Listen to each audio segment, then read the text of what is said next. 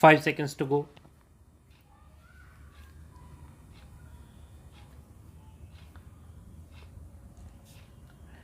Start. Though the defense had cross examined PW8 on certain points but had failed to derange these findings, the trial court observed and held as under. The defense cross examined this doctor on some point, but it has failed to disrupt any finding of the doctor on the matter that the deceased died due to asphyxia as a result of throttling. I have drawn a serious attention to this piece of evidence and am not inclined to take a contrary view as regards the cause of death of the deceased. It was done by throttling.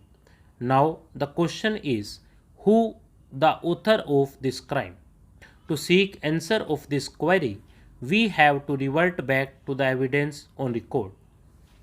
Coming to the question as to who was the author of this crime, the trial court, while dealing with the testimony of PW1, noticed that though he alleged in the FIR that the appellant committed the murder of his granddaughter but took a somersault while deposing in the court and stated that, being mentally unstable, he acted to the dictates of others and affixed his signature on this piece of paper.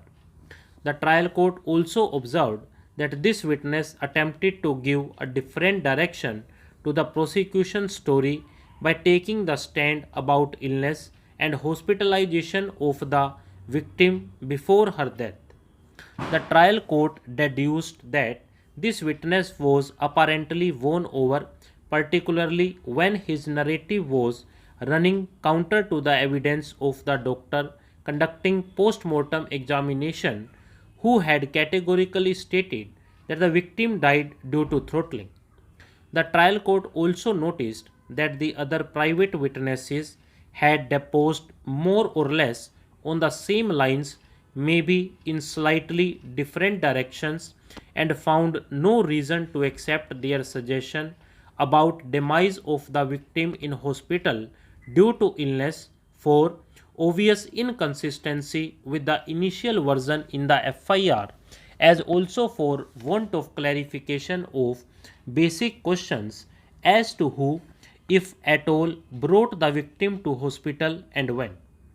Thereafter, the trial court analyzed the testimony of PW7 Anowar Hussain, the investigating officer who asserted that on 22nd October 2010 the FIR and dead body were received at the police station simultaneously, that he carried out inquest, prepared the inquest report Exhibit 2, and dispatched the body for post-mortem examination, and that subsequently he visited the site of incident, examined material witnesses, and drew up sketch map of the site Exhibit 3.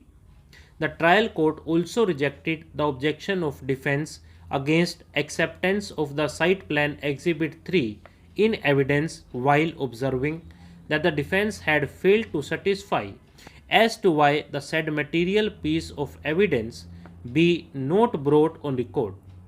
The trial court further noticed from the testimony of PW7 that when he visited the place of occurrence, he did not find the appellant, and upon receiving the information that the appellant was roaming at Nidanpur, he reached there and took the appellant into custody.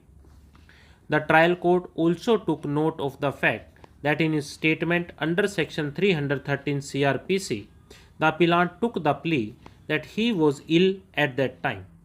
Stop.